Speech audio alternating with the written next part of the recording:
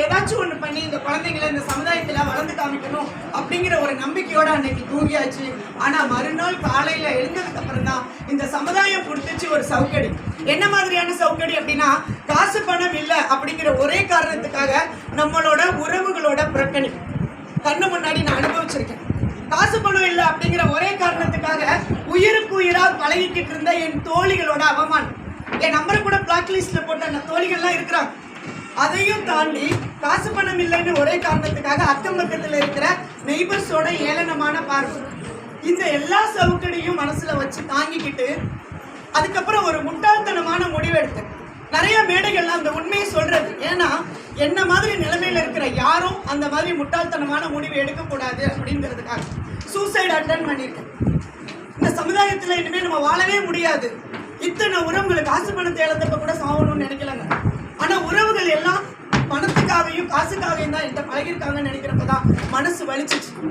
ஒரு நாள் பூஸ்ட்ல எலி மருந்து கலந்து என் குழந்தைங்களுக்கு கொடுத்துட்டேன். நான் குடிச்சிட்டேன். என் 2 குழந்தைங்களுக்கு கொடுக்குறேன். பெரிய பையன் வாங்கல, சின்ன பையன் வாங்கிட்டாரு. அப்ப பெரிய பையன் சொல்றாரு, அம்மா பல்லு விளக்காம பச்சை தண்ணி கூட கொடுக்க மாட்டாங்க, ஆனா இன்னைக்கு காஃபி குடிக்க சொல்லி டார்ச்சர் பண்றாங்க, நீ குடிக்காதடா தம்பின்னு சொல்றாரு. என் சின்ன பையன் 4th தான் படிக்கிறாரு. அது தனுஷ் சொன்ன ஒரு வார்த்தை, அம்மா கையால பாய்சன் கொடுத்தாலும் நான் குடிக்கிறேன்னு சொன்னான். அந்த ஒரு வார்த்தை தான் இந்த உலகத்துல வாழ்ந்து காமிக்கிறது.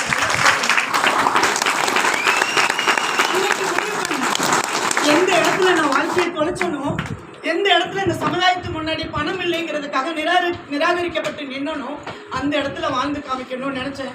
என் ஃப்ரெண்டு மூலமா தமிழ் யூனிவர்சிட்டியில் காலேஜ் ப்ரொஃபஸர் வேலை கிடைச்சிச்சு. வருமானம் 18,000 ரூபாய் சேலரி.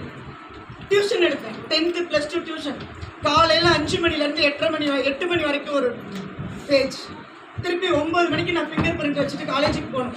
4:45க்கு ஃபிங்கர் பிரிண்ட் வச்சுட்டு 5:30க்கு வீட்டுக்கு வருவேன். 5:30 மணிலேருந்து நைட்டு 8:30 மணி வரைக்கும் ஒரு பேஜ். 8:30 மணிலேருந்து நைட்டு 11:30 மணி வரைக்கும் ரெமெடி கிளாஸ். 10th + 2 ஃபெயிலான ஸ்டூடெண்ட்ஸ்க்கு அதுக்கு அதிகமாக காசு கிடைக்கும். அதுக்கப்புறம் நைட்டு உட்காந்து என்னோட பிஹெச்டி கைடு பத்மநாபன் ஐயான்னு இருக்கிறாரு, ரொம்ப ஏஜ்டு பர்சன். அவரோட எம்ஃபில் ஸ்டூடெண்ட்ஸ்க்கு ஒரு 20-25 பேப்பர் எழுதி கொடுத்தேன்னா ஒரு நாளைக்கு 200 ரூபா பணம் கொடுத்தாரு. அந்த 200 ரூபா தான் எனக்கு என் குழந்தைங்களுக்கும் மறுநாள் சாப்பாடு. ஒரே நாள்ல என்னோட வாழ்க்கை தலைகீழ மாறி போயிடுச்சு.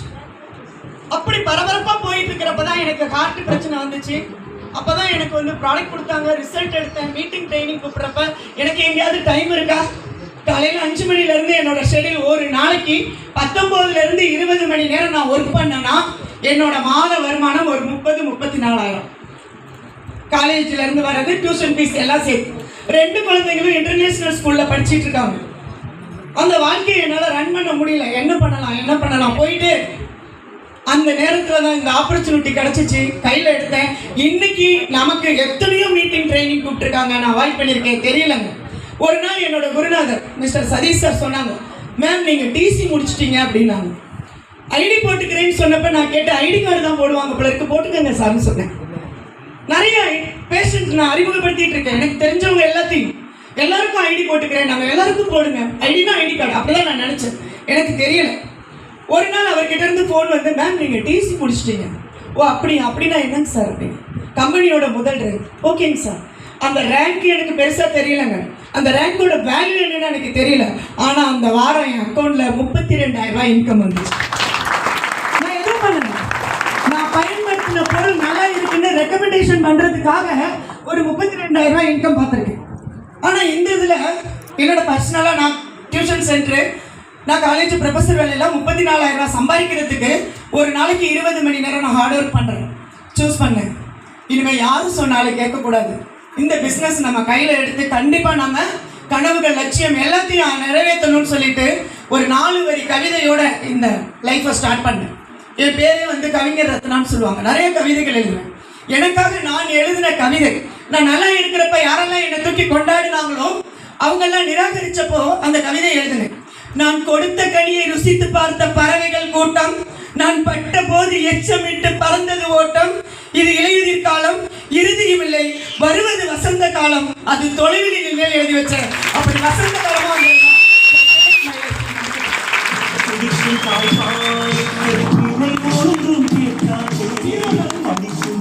ஜீரோல இருந்து லைஃப் ஸ்டார்ட் பண்ணியிருக்கேன்.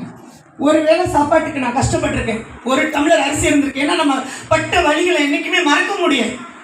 அன்னைக்கு கூட என் குழந்தைங்களுக்கு சாப்பாட்டுக்கு பணம் இல்லைன்னு காமிச்சு கொடுக்கல. அம்மாவுக்கு உடம்பு சரியில்லை, இன்னைக்கு ஒரு நாள் மட்டும் கஞ்சி சோறு சாப்பிட்டுக்கலான்னு சாப்பிட்ருக்கோம்.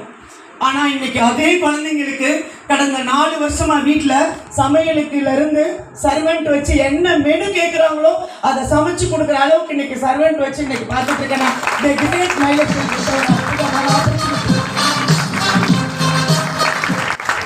என் குழந்தை ஒரு இன்டர்நேஷ்னல் பிளேயர், ஜிம்னாஸ்டிக்கு நேஷ்னல் மீட்டுக்காக போகணும். எங்கள் வீட்டிலேருந்து ஸ்டேடியத்துக்கு போகிறதுக்கு 7 கிலோமீட்டர். அப்போது பெட்ரோல் எடுத்தாச்சு, பைக் எடுக்கிறேன், ஆக்டிவா பைக் வச்சுருந்தேன். ஃபியூல் போட காசு இல்லை, 100 ரூபாய் இல்லை.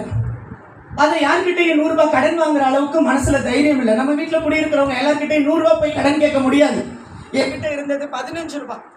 அந்த 15 ரூபாய் பணத்தில் தம்பிகிட்ட சொன்னேன், பெட்ரோல் போட காசு இல்லைன்னு சொல்லலாம், பைக் ரிப்பேராக இருக்குப்பா, கொஞ்சம் தூரம் நடந்து போயிட்டு அப்படியே மேனேஜ் பண்ணிக்கலாமா, பஸ் ஏறி போய்க்கலாம். எங்கள் வீட்டிலேருந்து ஒரு 2 கிலோமீட்டர்ஸ் நடந்து போயிட்டு அங்கேருந்து 5 ரூபாய் டிக்கெட் சத்யா ஸ்டேடியம் போய் என் பையனை நேஷனல் மீட்டுக்காக இறக்கி விட்டேன். திரும்பி பார்த்தா ஒரு 5 ரூபாய் தான் இருக்கும். யாராச்சும் ஒருத்தர் தான் பஸ்ஸில் வர முடியும். அப்போ என்னோட பையன்கிட்ட 5 ரூபாயை கொடுத்துட்டு மீட்டு முடிஞ்ச உடனே, ப்ராக்டிஸ் முடிச்சுட்டு ஈவெண்ட் முடிஞ்ச உடனே நீ பஸ் ஏறி வந்திருப்பான்னு சொல்லிட்டு அன்னைக்கு 7 கிலோமீட்டர் சத்யா ஸ்டேடியத்துலேருந்து தஞ்சாவூர் கீழவாசல் வரைக்கும் நடந்து போனேன். அன்னைக்கு வலிச்சிச்சு, ஏன்னா நிறைய தூரம் நடந்தது. அன்னைக்கு தான் மனசுக்குள்ள ஒரு ஃபயர் இருந்தது. அன்னைக்கு வாழ்க்கையில் எதுக்காக ஜெயிக்கணும் அப்படின்னு யோசித்தேன். ஆனால் அன்னைக்கு 100 ரூபாய் பெட்ரோல் போட கூட காசு இல்லாத ரத்னாவோட வீட்டு முன்னாடி இன்னைக்கு 2 கார் நிற்குது.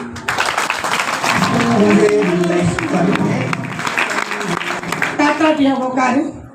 இன்னைக்கு என்னோட பையன் பிபிஏ முடிச்சாரு,